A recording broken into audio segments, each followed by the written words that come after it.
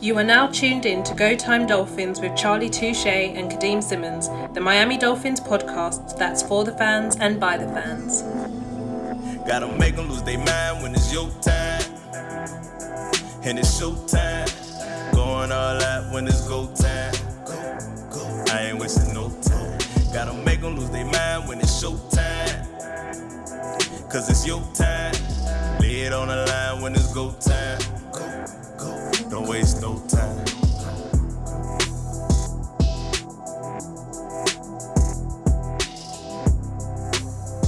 Yesterday, I was working and I was listening to some Outkast. I'm watching the Players Ball video, and I'll ask you this: do you think LB looks like a young big boy? Nah, LB don't look like a young big boy. But Players Ball, that's a long time ago, Kadeem. I'm surprised you even knew Players Ball. I kind of feel like I might not know every single song from every single artist, but I do know a bit. And yeah, just listening to Outkast mood, going through random songs. Kind of started off with Prototype because it is my favorite Outkast song. And then I think especially the growth and transformation of Andre 3000 from Players Ball to Prototype, and not just like his dress sense, but just what he's rapping about and stuff like that. I find it very interesting. But yeah. Fun fact about Outkast, real quick. Andre 3000 was gonna stop making music right before Stankonia. So we would have got Southern Player Listed Cadillac Music, we would have got AT Aliens, and we would have got Aquemini, and he was gonna walk away. And then when they made Stankonia, that's when he said he found his actual tone. Like, yo, this is when I found myself during Stankonia. Go figure that they already sold over, I want to say 10 million records before Stankonia. And then they sold 10 million more after Stankonia. It's Go Time Dolphins, the Miami Dolphins podcast that goes not only across the pond, but across the world. I'm your boy, Charlie Touche. Got my co-host, Kadeem Simmons, with me. It's always for the fans and by the fans. Your favorite podcast. What's the word, Kadeem? I feel like there's some housekeeping in Miami Dolphins network news. Before we get into that, I have to shout out to Same Old Dolphins and Josh Kaska for interviewing Christian Wilkins. That's it's a good interview, great interview. We love our boys at Same Old Dolphins, and I am not a jealous person, and seeing another Dolphins channel interview a Dolphins player is just great, especially when it's someone who I happen to like in Josh Kaska. So yeah. Before I say anything else, do you want to add anything to that? I know normally, man. Yeah. I got to check it out. Hit him up on Twitter with the cheers, mate. I feel like I'm an honorary Londoner. You know what I'm saying? Like, because I got the podcast with you. So yeah, man, y'all go check out Same Old Dolphins. By the way, we love y'all boys, Same Old Dolphins. Just know we love y'all. But they got the second best Dolphins intro of all Dolphins podcasts. You know what I'm saying? Like, hey, it's all right to be second, but y'all intro is solid. I love it. But it's, yeah, man. You were telling me about Coach McDaniel and Barry Jackson. What happened? So in Monday's media press conference, I don't know exactly what was how we got into it. I don't know if Barry Jackson asked Mike McDaniel a question. I don't know if Mike McDaniel kind of just hit out at Barry Jackson, but essentially, Mike McDaniel said to Barry Jackson, "I'm not sure if I feel as inviting about information today, Barry." And that's on the back of a article that Barry Jackson wrote on the Dolphins defense. And it's a discussion that we've had. I'm sure many Dolphins fans have had. Who called plays last year on the defense, or who was the mastermind behind the Dolphins defense? Was it Brian Flores? Was it Gerald Alexander? Or was it Josh Boyer? Josh Boyer is the only person who's still in the building. Josh Boyer said he called plays last year, and Barry Jackson basically said that Boyer called plays last year, called plays this year. The difference being is that Brian Flores would sometimes get involved in meetings, and on game days would sometimes be like, hey, call this play instead of this play. And obviously Mike McDaniel isn't doing that this season. He's letting Josh Boyer do what he wants. And I think, without reading the full article, because over here in London I can't get access to every single Dolphins article, it seemed Barry Jackson was kind of saying, hey, this Dolphin defense isn't the same without Brian Flores. That's fair. I can see how head coach Brian Flores, being the defensive coach that he is and one-time defensive coordinator, would step into the defensive room and say, since I'm a head coach, I want to have more input in the defense.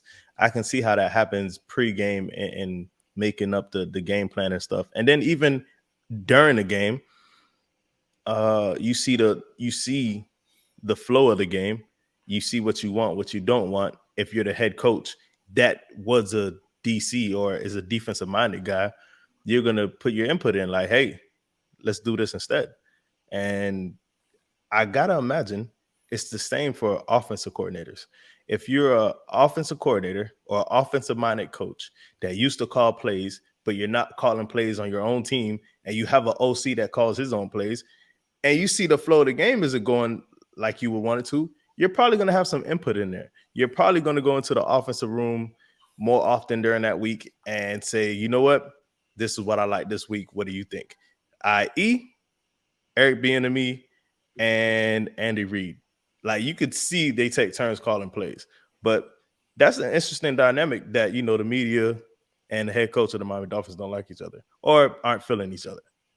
And it happened, you know, it's since Mike McDaniel entered the building, he's been super jovial, super chill, super nice. When you're on a 3-game losing streak and the pressure starts to mount and the media say negative things, you know, that tension is always there. I've had it with soccer managers.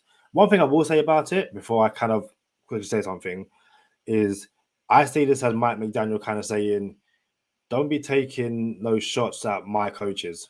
You know, we are the team here.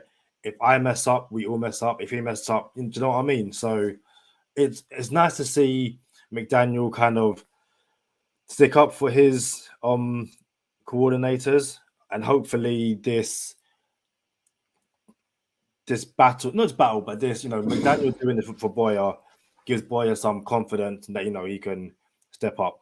Very quickly, before I get to my next Dolphins point, when you talk about calling plays and all that kind of stuff, what do you think the play design was on that last play of the game between the Patriots and the Raiders? Because if anyone hasn't seen it, the game is tied. Patriots have the ball, and there's like 0 seconds. There's literally 0 seconds left on the clock. The game is going to overtime. For whatever reason, the Patriots think that they can run the Miami Miracle, and it ends up with, I think it's Chandler Jones basically smushing Mac Jones's face into turf like a, you know what? This is the perfect lean on a man moment. Head into the ground. Raiders touchdown. Raiders win. Bro, this man said so eloquently, smashing his face into the turf. Bro, this man got the mean stiff arm. I don't know what Ramondre Stevenson was thinking, like, let me pitch this ball back so we can have hope. And then Jacoby Myers threw the ball 25 yards across the field. Should have been 30 because Chandler Jones picked it off. That's crazy. I cannot imagine what that locker room was like. I would have paid to see that, Kadeem. Matter of fact, speaking of paying to see stuff, shout out to all our YouTube listeners because you get to see the shirt that I'm wearing right now. You know where this shirt is from, Kadeem? I'm going to guess Superbad, McLovin. Like, are we really doing this? Hey, Kadeem, I have no idea what I'm going to get with you, bro. I have absolutely no clue where you gonna drop the ball at, and where you gonna deliver and take us home at? You know what I'm saying? So shout out to Superbad. I have a T-shirt with Mike McDaniel on it.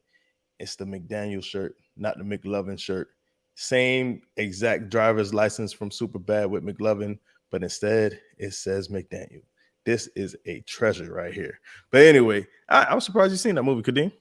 Love that movie. Great movie. Some of my favorite actors, and I'm really bad. I'm really bad at remembering names. Is it Jonah Hill? Not Jonah Hill. I'm not McLovin. The other one is in Arrested Development, one of my favorite TV shows of all time. So, yeah, fun times.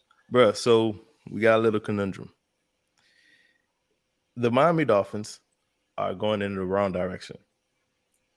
And we're sliding, we're losing seeding in the playoffs. We were at one point we had the led the AFC.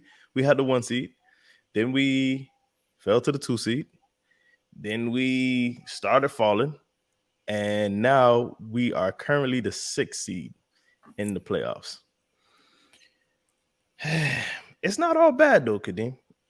And I kind of feel like it's not all bad because we can have all right. When I say favorable, maybe they're not favorable because we're on the road.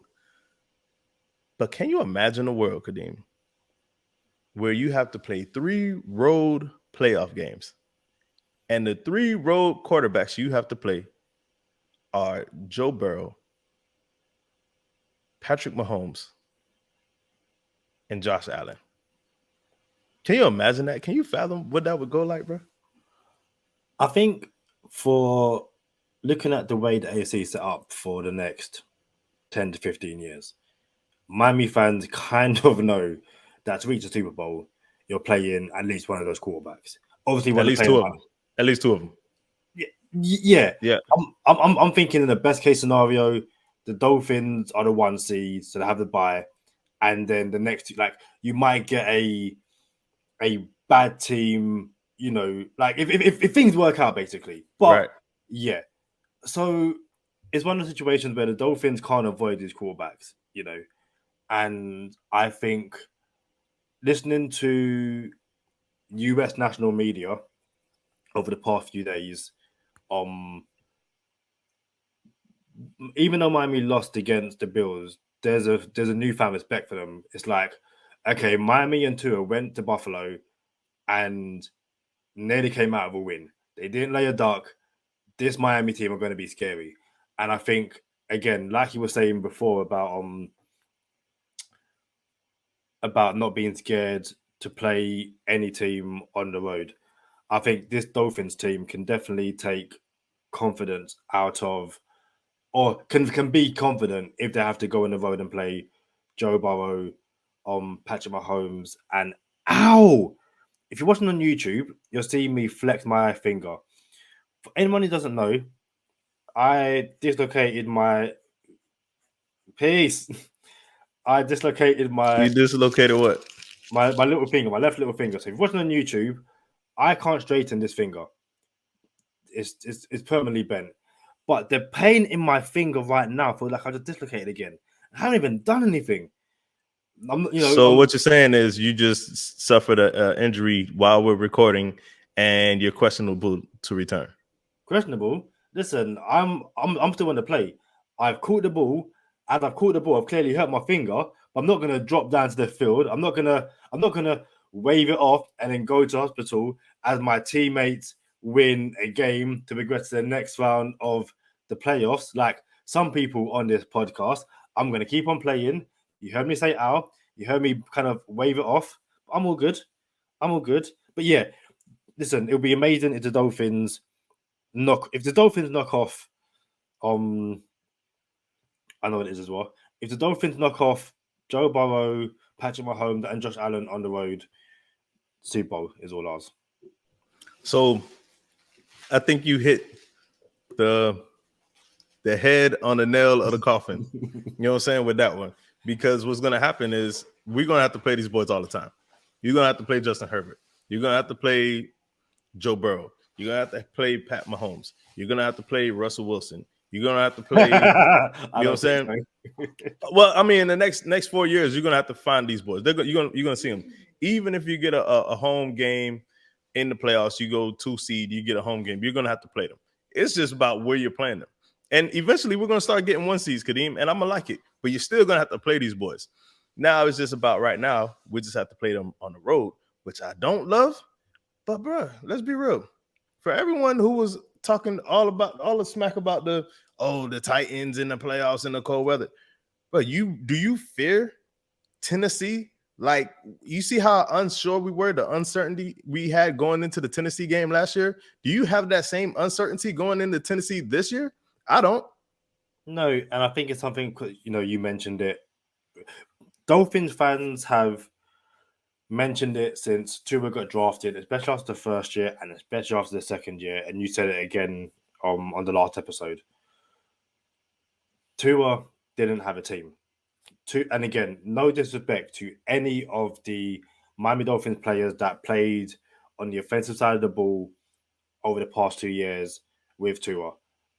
But the quality or the comparison in quality is night and day. It really is. And what we're seeing now is my light go off. I'm having an absolute mare today. Bro, Wow. you had a past couple of days. You was kind of slopped the past couple of days, bro. You dropped the microphone, I think, in no huddle. Like, you really knocked over your microphone. Like, damn, what's going on here? I didn't drop it. I just hit. Listen, I'm still here. I'm still rolling. I might have tripped and stumbled a bit, but my knee didn't touch the floor. My hand did, and I kept on running. Touchdown, 6, extra point, all good. Sorry, the extra point, XP. I'm calling it XP and FG now, because if you're going to say PKs, I'm saying XP and FG. That's how I'm rolling. They're not the same though. So let's talk it up this playoffs picture real quick.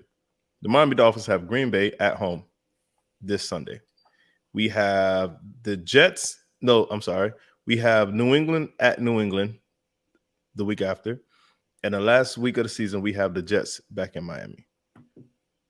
Where do you think we place when it's all said and done? Are we going to be the 7th seed? Or are we going to be the 5th seed? I think we'll be the 6th seed. It's there's no way we make the playoffs this week, regardless of how results go. But if we beat Green Bay and if we beat New England, which I think they're going to flex to Sunday Night Football, which they didn't. But if we beat Green Bay and we beat New England, I think that essentially gives us a playoff spot, and then the game against the Jets will be for seeding.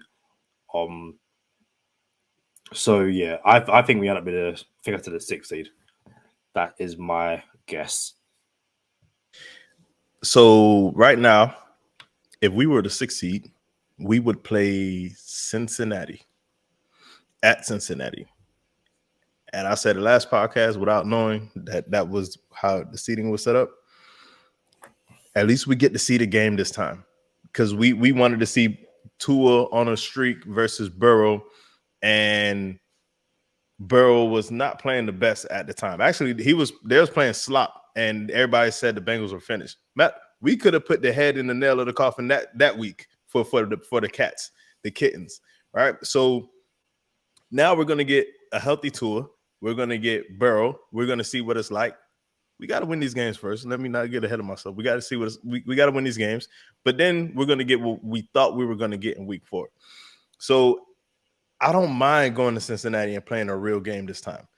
And then after that, you just got to see what KC is going to do. KC is liable to drop the ball somewhere. KC can mess around and lose to the Chargers, bro. I'm not even lying to you. So you have that set up, or you have the reunion game. You got Tyreek Hill going back to KC. Let's see what we get. You feel me? So it's a lot of things to be amped up and excited about. I'm not ready to just lay down and say, oh, we're not going to make the playoffs and we need help. And I'm not ready. I think we're going to handle our business. Yes, you don't want to go up against an Aaron Rodgers who is fighting for his playoff life right now. But at the same time, it is what it is. So I'm. Why not have a bounce back game against a future Hall of Famer? Yeah, definitely. And this is definitely a Green Bay team which they've still got playmakers, but this season just been so hit and miss. And I think even Green Bay fans, I think, not to step on your toes, but I think the Dolphins open up as like 5.5 favorites over Green Bay. So definitely one to keep an eye on. If there is something I wanted to mention ages ago, we didn't get around to it. UK, if I mention it now. Yeah, go ahead. So Xavien Howard, back in December 2019, had allegations against him. I think with domestic violence allegations by his partner. January 2020, 2 charges were dropped. He wasn't suspended by the NFL. It's one of those known situations where people forgot, I guess, because Xavien Howard didn't miss no game time. However, it seems that his wife or his ex-wife, the person who made the case against him a few years ago, is now back. And I wouldn't say it's confusing, but obviously I know people aren't quite sure when this took place. So David Howard being sued for assault and battery by the mother of his child or of his children, but this allegation does stem from the 2019 case, which all charges were dropped. And I know I made it clear that I wasn't, the happiest Miami Dolphin fan when we brought in Tyreek Hill, given his off the field issue. And I also understand, and it's hypocritical of me to celebrate Xavien Howard given what he done, and then also be disheartened when we signed Tyreek Hill. I just wanted to put on the record that, if the allegations against Xavien Howard are true, in my opinion, I think that should be the end of his Miami Dolphins career. Have to let it play out through the correct procedures. Obviously, the police will look into it. I believe per a statement from his lawyer, it says when Xavien Howard refused to pay the $12 million demanded in exchange for not filing the case, it was unfortunately filed. So it's going to be this will get played out in the media. But for anyone who thinks that these are new allegations against Xavien Howard, they are 2 years old. No way doesn't make it right, but that's for anyone who is confused about where this has come from, and I guess why he's still playing. Why he's captain as a Miami Dolphin in 2022. Just be all the way 100 with you, Kadeem. I'm gonna be real with you. I've said it before. I'll say it again. The accusation is just as bad as the conviction. Or, yeah, it doesn't matter if you get convicted or not once you get accused of something. So it's like it doesn't matter if he gets, I don't even know, exonerated, because it's just a lawsuit now, a civil suit. It's not even in court anymore. So at the end of the day, I think I would like to say it's you. You know what I'm saying? You the co-host and everything, but at the same time, I don't see how this man could get so much leniency from you as opposed to someone else, as opposed to other players. You know what I'm saying? Like now it's, if he's found to be not, if he didn't do anything, like, if it's just an accusation. I didn't say if he didn't do anything. I said if he's found not guilty. Right. So if he's all right, you're right. Still, if he's found not guilty, but I'm just saying, when everybody else gets accused or when someone else gets accused, it's I don't want nothing to do with him. Like who? I'm just saying. No. Generally, like who? Because we're talking Tyreek Hill. Hill was like, yeah, it happened. It's unfortunate. I'll never do it again. Xavien Howard's been like, I didn't do it. And in terms of the quarterback for Cleveland, my whole thing was 23 or how many people did it, yo, that to me is shaky. However, I also said if he's found not guilty and the Dolphins pick him up, I won't like it, but he's innocent. So what what more can I do? I just feel like in the eye of public opinion, it's a little sticky. I don't care to go in these weeds because I already don't like dude. But at the same time, this is not the first time something like this has happened with this woman. It's happened multiple times. This is just the one time that it was in public. It got to this level.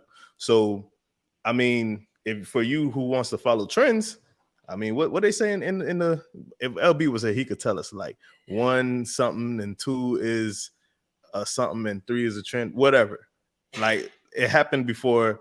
I'm just saying I don't rock with dog. That's not why I don't rock with him, but I don't think he's the type of human I would want in my locker room. But he's in this locker room. You got something else before we turn the page though? No. Yeah, I've said what I've had to say. Yeah. Hey, so hear me out, Kadeem.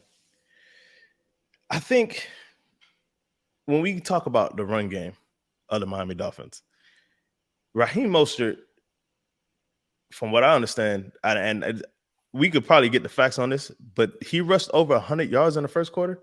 I know he had that. I believe so. Yeah, I can double check that, but yeah. So yeah, if you could double check that, bro, this man ran over 100 yards in the first quarter with the O line that it's a spotty O line. You know, the O line is solid sometimes, and the O line is not solid sometimes. It's okay. We don't have a top shelf O line, but we don't have a top shelf O line. It's all right because we're getting there. Everything don't have to be A++++. We had so many holes 4 years ago, 3 years ago that we got to patch it up. We got to keep it moving. Show goes on. Shout out to Leo DiCaprio. Show goes on. So that being said, we got this O-line that was delivering, that carried us to, or Raheem Mostert to 100 yards in the first quarter. And we talked about this a little bit, how Coach McDaniel went to pass plays instead of continuing to run the ball. For example, 3rd and 1, did not run the ball. 3rd and 2, did not run the ball. 2nd and 3rd down inside the 7, did not run the ball. Are you concerned with Coach McDaniel and his tendencies? Yes. I am trying to find the Raheem Mostert information. But it's per USA Today, they've got they said in the first quarter alone, Mostert ran 8 times for 101 yards, including a 67-yard one. But back to McDaniel, I believe Miami had, I think it was 4 3rd and 1 situations, and they dropped back on 3 of them. Didn't complete any of those 3, and the one time they ran it wasn't fullback dive Vanek Ingold, and they got it. And I remember discussing this review in the game review. That was a good play, by the way. That Alec Ingold, that dive from Alec Ingold, like, oh, that's creative. I like it. But go ahead. And that's the whole thing. Is like, again, if you run it, if you run that same play every single time, a smart defense will clock on by at least the 3rd time. And I think maybe on the 3rd time you might try something different. You might try, and again, what I love about the Dolphins run game is that everything is pitched. So an inside dive can be pitched. Love it. So with that being said, if an inside dive can be pitched and you're pitching on inside dives to get 1-2 yards, that same motion of pitching can take it to the outside. And I think that's what worries me. It's, we had a slight back and forth about the goal line plays where the Tyreek Hill drop, the Trent Sherfield drop, and all that kind of stuff, which I will now say, especially that Tyreek Hill drop, that play wasn't as good as I remembered it was. that wasn't a Tua drop back, Tyreek Hill was. Tua drop back, scramble a bit, move up in the pocket, Tyreek Hill. We could a lesser quarterback takes a sack. Anyway, back to the wait. Are you trying to say that coach could have put us in a better situation? On that 100%, yes. I admit. I remember I was listening to this one podcast, GTD. I think you're on it, and your co-host said that coach could have put y'all in a better situation. Is that accurate? I feel like because you got headphones on and then pressed tightly to your ears, you're not quite hearing properly, and that's fine. It is what it is. Obviously, technology is one thing, but I'm in London, you're in the US. Maybe as it's traveling through the airwaves, you're not quite picking it up. I just said I'm wrong, and you were right. A more humble person will say, "Cool, fair enough."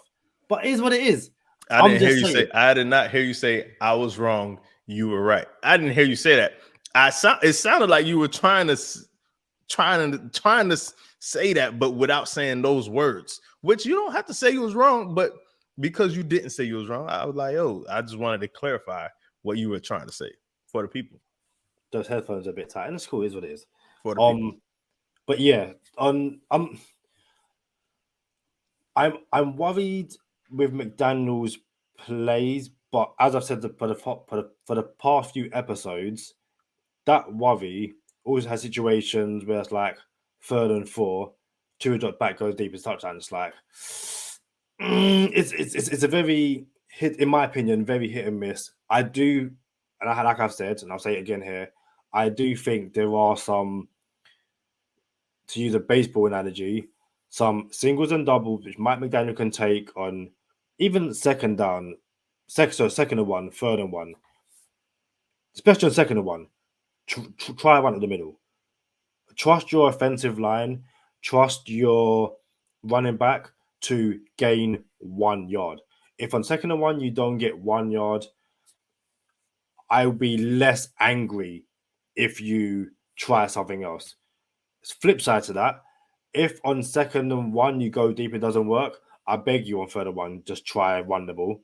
Don't get into situations where on 1st, 2nd, and 3rd down you've passed, gain no yards, and you're off the field. Like, let's mix up a bit. But when you're offensive genius, when it goes right, it's brilliant. When it doesn't go right, we have to have these discussions. I asked you the question, and I'm going to answer the question myself.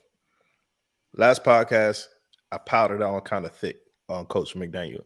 And I want to be very, very, very clear. Although I felt like I was very clear last time, this is why I'm wearing a Coach McDaniel shirt, McLovin shirt right now. I rock with our coach. I love our coach. I believe in our coach. I trust our coach. I just think he's a bit overzealous sometimes. That is it.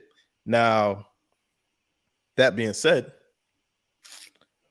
am I a little bit concerned? I am a little bit concerned. You know what? If there's a concern meter, 10 being the highest, my concern level with Coach McDaniel is like a 3.5. I'm a little concerned. I'm not like, yo, we might have to have Coach hand over play calling duties. No, not at all. Because I appreciate how fearless this man is, Kadeem. Like, all of a sudden, you might be stuttering a little bit, and next thing you know, Waddle goes off for 50 and he's doing the Waddle in the end zone. Or all of a sudden, we got the effort play, and Tyreek Hill is out there. Multiple times we've seen that. Tight window Tua shows up, bails everybody out, and it's like nothing ever happened. So I rock with Coach. I rock with our quarterback. These are the receivers that I envisioned for Aston Martin quarterbacks and Lamborghini receivers. So no, I'm not too concerned. But if you look at the past 3 games, bro, I'm gonna be real with you. I think we got to chalk up one of these losses to the play caller. But it's here nor there.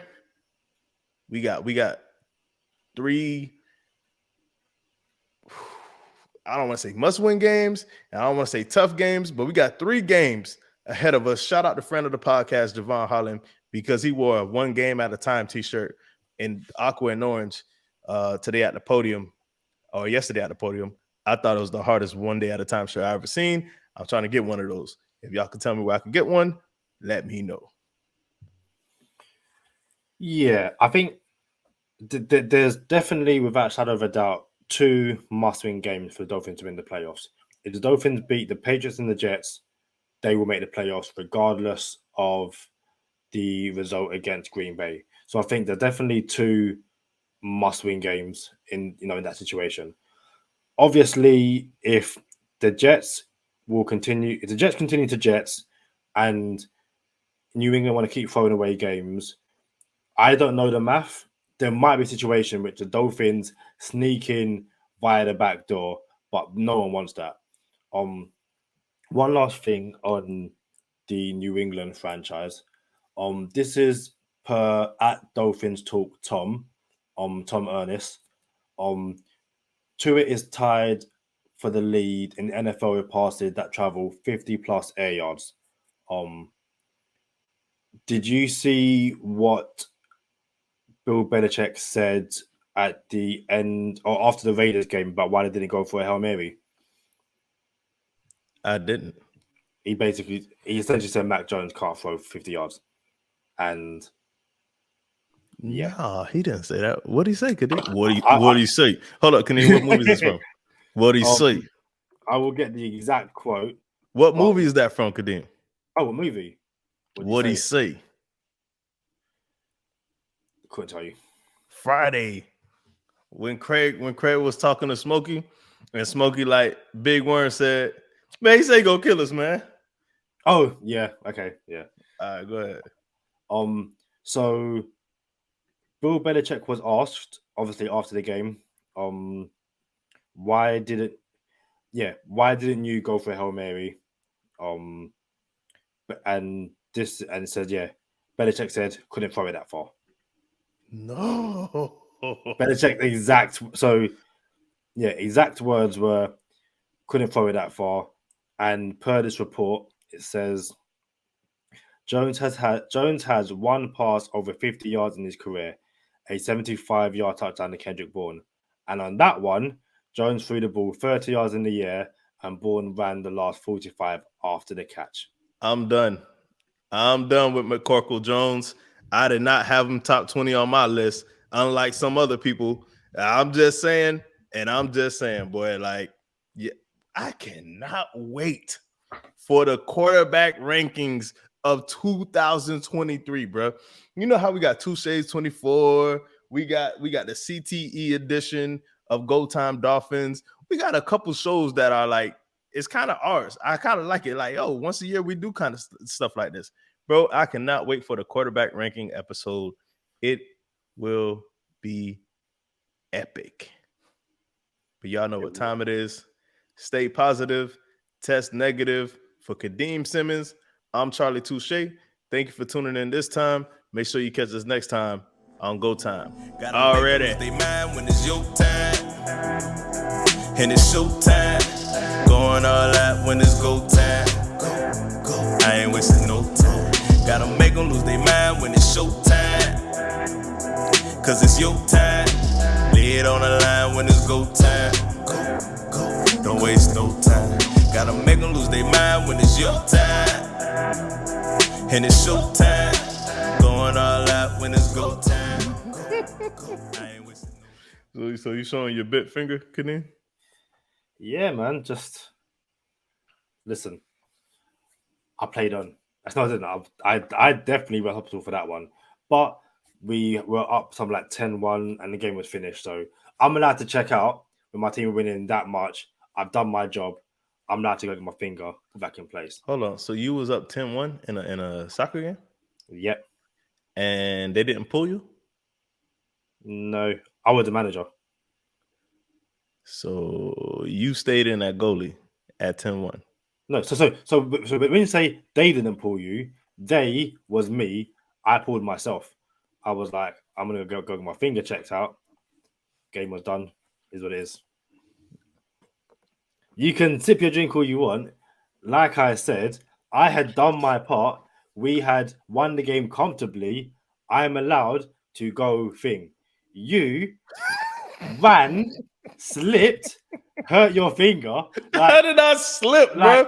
I slid into second base, bro. I dove, slid into the base, slid over the bag, dragged my foot on the bag so I couldn't get tagged out, put my hand up, called timeout. Crowd went wild. The crowd went bananas, bro. It was And two man and his dog. I got up, brushing myself off, and it just so happens my finger was hanging off. I'm just saying. Listen, all I know is that next week I played in goal, and yeah, I missed like 2 minutes of a game and made sure I was there the next week. So, fun times. You got something for bonus time? I did. I completely forgot it. I wrote down a bunch of things, and this was not one of the things. I made sure I wrote down, does LB look like Big Boy? But I didn't write down my bonus time segment. So no, that's cool. What do you think about our chances against Green Bay? Now, I feel like this is a perfect game, bro, where you never know what you're going to get from Aaron Rodgers. Aaron Rodgers, or we could just come in hungry, home. We played well at home so far, and we could walk away with this W. I remember the coach Philbin Miami Dolphins, and Aaron Rodgers came to South Beach. It's not really South Beach, it's Miami Gardens. And it's not really Miami Gardens, it's Carroll City. But they came to Hard Rock Stadium. Back then, it was probably called like Dolphin Stadium. But anyway, they came to Miami, and the Dolphins were up. We were winning. Last drive of the game. Green Bay don't have no timeouts. I think they needed a touchdown. I can't remember really well right now. I think Green Bay needed a touchdown. And Green Bay's driving. Dolphins are on the field. Defense on the field. Joe Philbin wasn't the best head coach. Green Bay don't have no timeouts. And it was 4th down. They were calling no huddle after no huddle. It was 4th down. And Joe Philbin called timeout for Green Bay. Bailed them out. Timeout. This is what I remember. Coach calls timeout. And I'm like, yo, why would you bail this team out with no timeouts? It's 4th down. This is the game on the line. They're out of breath. We're out of breath. Like, let's just let them try to, don't give them no time to talk it over. So we call timeout, and Green Bay converts 4th and 1 or 4th down. I'm not sure if it's 4th and 1, but they convert 4th down. And not only do they convert 4th down, they end up winning the game. And the only thing I could think of was, why would you call that timeout and bail them out? And Coach Philbin at the end of the game said, well, our defense was tired, and I wanted to give them a break, one play to win the game. And I'm like, Kadeem, I don't ever, okay? Ever want to come to a point in the game this week where there's one play to win the game and Aaron Rodgers is on the field. Because I got to imagine, if you have one play to win the game against Aaron Rodgers or your defense, who would you put money on? You know what I'm saying? So hopefully it doesn't come down to being that close and the Miami Dolphins cover. That's all I'm saying. Before I get to that just a few things to clarify. I said earlier the Dolphins had 4 3rd and 1 situations. Per Daniel Oyafusi, Miami had 6 3rd and short opportunities. 5 times they dropped back, and 5 times they dropped back, didn't convert any of those. The one time they did was the in goal, although he does say that on 3rd and goal, Sherfield did have that drop or have a drop, so there was definitely that. You said the Dolphins would play, but was it Bengals that it currently stands? Yes. Apparently it's KC, because KC has. So KC is the 3rd seed right now? No, so I've seen a graphic which has Miami as the 7th seed at the moment. Right. Yeah. So Miami is the 7th seed today, and we will play KC as it stands today. But when you said 6th seed, okay, you thought Miami would be the 6th seed. Yeah. If we were the 6th seed, then we would play Cincinnati. So yeah, that's all I was saying. And then as for the whole Aaron Rodgers thing and how I think, listen, there was a time where I thought we would obliterate the Packers on both sides of the ball. I think we can score quite a lot against this Packers defense. I think Aaron Rodgers can score quite a lot against this Dolphins defense. This Dolphins defense is just not good. And I don't want to shoot out on Christmas Day. That's the last thing I want. But I think that's what we're going to get. I think the Dolphins probably edge it, but I'm not going to sit and pretend that I'm like, it's perfect example. If we have another situation like we did against the Bills and Rodgers had the ball in his hand, either with the game tied or the Dolphins are winning, but if the Packers score a touchdown, that's game over.